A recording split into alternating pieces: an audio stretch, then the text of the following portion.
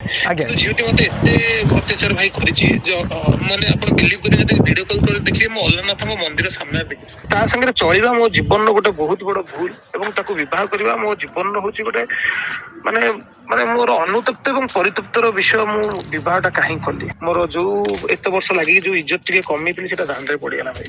ୟାଠୁ ଲଜ୍ଜାଜନକ ଘୃଣାଜନକ ୟାଠୁ ଅଭିଶପ୍ତ ଜୀବନ ମୋର ଆଉ ମାନେ ୟା ପାଇଁ ମୋ ପାଇଁ ଆଉ କିଛି ନାହିଁ ଆଜ୍ଞା। ଏଇଟା ମୋ ପାଇଁ ଗୋଟେ ଅଭିଶାପ। ମୁଁ ସ୍ୱାମୀ ହେଇକି କଣ ପ୍ରୁଫ ରଖିବି ଆଜ୍ଞା? ମୁଁ କଣ ଜାଣିଛି ମୁଁ କାଲି ସକାଳେ ସୋସିଆଲ ମିଡିଆରେ କହିବି କି ମୋର ଏଇଟା କାମରେ ଆସିବ?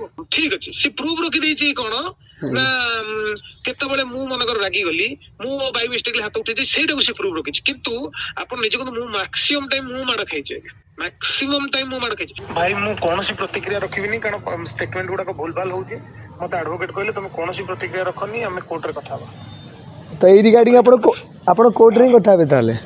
ହଁ, ଯେହେତୁ ମୋର ଫ୍ୟାମିଲିର ମ୍ୟାଟର ହେଇଯାଉଛି, ସିଏ ବୁଝିପାରୁନି, ସିଏ କହିଦଉଛି, ମୁଁ ବି ରାଗିକି କହିଦଉଛି। ଆଜ୍ଞା ବଟ ଜିନିଷଟା ବହୁତ ଖରାପ ହଉଛି। ସିଏ ମୋ ଏଗନେଷ୍ଟରେ କହୁ କିମ୍ବା ମୁଁ ତା ଏଗନେଷ୍ଟରେ କହୁ, ଇଜ୍ଜତ ମୋର ଘରର ପଡୁଛି। ମୁଁ ସେଟା କୋର୍ଟରେ କଥା ହେବି। ତାହେଲେ ଏଇ ଅଭିଯୋଗ ଖଣ୍ଡନ ଯାହା ବି ହବ, ଯାହା ସବୁ ଜିନିଷ କୋର୍ଟରେ ହିଁ ହବ? କୋର୍ଟରେ ହବ। କୋର୍ଟରେ ତ ପ୍ରୁଭ ହବ ନା, ଯୋଉଟା ସତ କୋଉଟା ମିଛ କଣ ହବ କୋର୍ଟ ଡିସିସନ ନବ ନା। ଆପଣ ଭାଇ ତାହେଲେ ଥାନାରେ କେତେବେଳେ ଏଫଆଇଆର ଦେବେ? ମୁଁ ତ ଥାନାରେ ଦେଇ ସାରିଛି ଏଫଆଇଆର। ଓକେ, ଅଲରେଡି ଆପଣ ଥାନାରେ ଏଫଆଇଆର ଦେଇ ସାରିଛନ୍ତି? ହଁ ହଁ ହଁ। ତେବେ ନେକ୍ସଟ ଯାହା ବି ଆପଣ ଆକ୍ସନ ନେବେ ଲିଗାଲି ନେବେ? ଲିଗାଲି ଆକ୍ସନ ନେବି। କିନ୍ତୁ ଭାଇ ଅଭିଯୋଗ ଗୁଡ଼ିକ ସତରେ ସତ?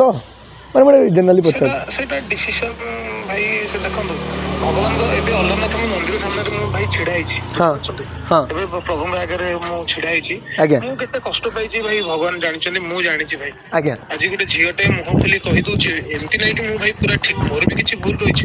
ଆଜ୍ଞା ସଂସାର କରିଥିଲେ ଭାଇ, ସଂସାର ଭିତରେ ବହୁତ ଜିନିଷ ହୁଏ ସ୍ୱାମୀ ସ୍ତ୍ରୀ ଭିତରେ। ଆଜ୍ଞା କିନ୍ତୁ ଝିଅଟି ମତେ ଏତେ ଅତ୍ୟାଚାର ଭାଇ କରିଛି ମାନେ ଆପଣ ବିଲିଭ କରିବେ ଯଦି ଭିଡିଓ କଲ୍ କରି ଦେଖିବେ ମୁଁ ଅଲାରନାଥଙ୍କ ମନ୍ଦିର ସାମ୍ନାରେ ଦେଖିଛି। ମୁଁ ଭାଇ 1.5 ବର୍ଷ ହେଲାଣି ମୁଁ ଏଇ ଯନ୍ତ୍ରଣା ମୁଁ କାହାକୁ କହୁନଥିଲି। ମୁଁ ସବୁବେଳେ ଚେଷ୍ଟା କରୁଥିଲି ଘର ଭିତରେ କଥାଟା ରହୁ ବୋଲି। ଆଜ୍ଞା ଆଜି ହୁଏତ ମୋର କିଛି ଭୁଲ ଅଛି ଏବଂ ସେ ଭୁଲଟାକୁ ସେ ବହୁତ ମାତ୍ରାରେ କରୁଛି ଭାଇ ଏବଂ ତା ସାଙ୍ଗରେ ଚଳିବା ମୋ ଜୀବନର ଗୋଟେ ବହୁତ ବଡ ଭୁଲ ଏବଂ ତାକୁ ବିବାହ କରିବା ମୋ ଜୀବନର ହଉଛି ଗୋଟେ ମାନେ ମାନେ ମୋର ଅନୁତପ୍ତ ଏବଂ ପରିତୃପ୍ତର ବିଷୟ। ମୁଁ ବିବାହଟା କାହିଁ କଲି, ତା ସାଙ୍ଗରେ କାହିଁକି ଭଲ ପାଇଲି, ଆଉ ଆଜି ଯୋଉଥିପାଇଁକା ମୋର ଯୋଉ ଏତେ ବର୍ଷ ଲାଗିକି ଯୋଉ ଇଜ୍ଜତ ଟିକେ କମେଇଥିଲି ସେଟା ଦାଣ୍ଡରେ ପଡିଗଲା ଭାଇ। ବୁଝିପାରିଲେ? କଷ୍ଟ ତ ନିଶ୍ଚୟ ହଉଥିବ ଭାଇ। ମାନେ କଷ୍ଟ ହଉଛି, ଯୋଉ ମଣିଷକୁ ଭଲ ପାଇଲି, ଯୋଉ ମଣିଷକୁ ବିଶ୍ୱାସ କଲି, ଯୋଉ ମଣିଷ ଜୀବନ ସାଥୀ, ସିଏ ଆଜି ଏଗନେଷ୍ଟରେ ଛିଡା ହେଇକି ମୋର ବାଇଟ ଦବା କି ମୋ ସାଙ୍ଗରେ କମ୍ପିଟିସନ କରିବା, ଏଇଟା ମାନେ ଦୁଃଖ ଏବଂ ୟାଠୁ ଲଜ୍ଜାଜନକ ଘୃଣାଜନକ ୟାଠୁ ଅଭିଶପ୍ତ ଜୀବନ ମୋର ଆଉ ମାନେ ୟା ପାଇଁ ମୋ ପାଇଁ ଆଉ କିଛି ନାହିଁ ଆଜ୍ଞା। ଏଇଟା ମୋ ପାଇଁ ଗୋଟେ ଅଭିଶାପ। ବୁଝିପାରିଲେ? ମାନେ ବର୍ଷା ମ୍ୟାଡାମ ଆପଣଙ୍କ ପାଇଁ ଅଭିଶାପ ଭାଇ?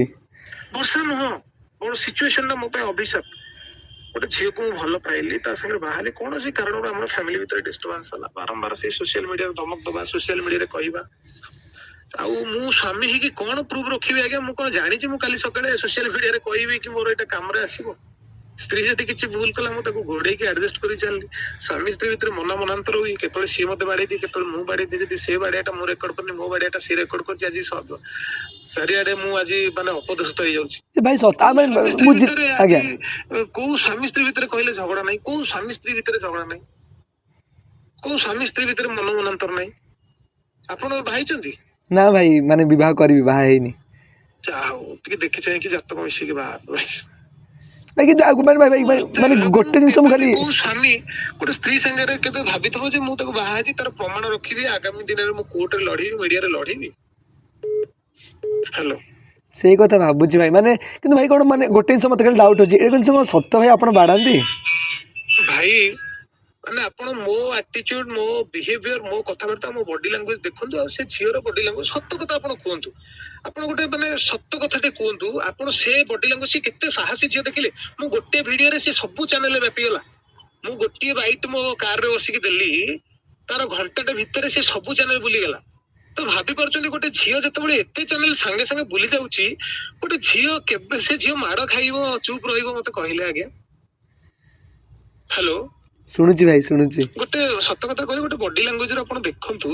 ମୁଁ ଠିକ ଅଛି, ସେ ପ୍ରୁଫ ରଖିଦେଇଛି କଣ ନା କେତେବେଳେ ମୁଁ ମନେକର ରାଗିଗଲି, ମୁଁ ମୋ ବାଇ ମିଷ୍ଟେକଲି ହାତ ଉଠେଇଛି, ସେଇଟାକୁ ସେ ପ୍ରୁଫ ରଖିଛି। କିନ୍ତୁ ଆପଣ ନିଜେ କହନ୍ତୁ, ମୁଁ ମାକ୍ସିମମ୍ ଟାଇମ ମୁଁ ମାଡ ଖାଇଛି ଆଜ୍ଞା, ମାକ୍ସିମମ୍ ଟାଇମ ମୁଁ ମାଡ ଖାଇଛି।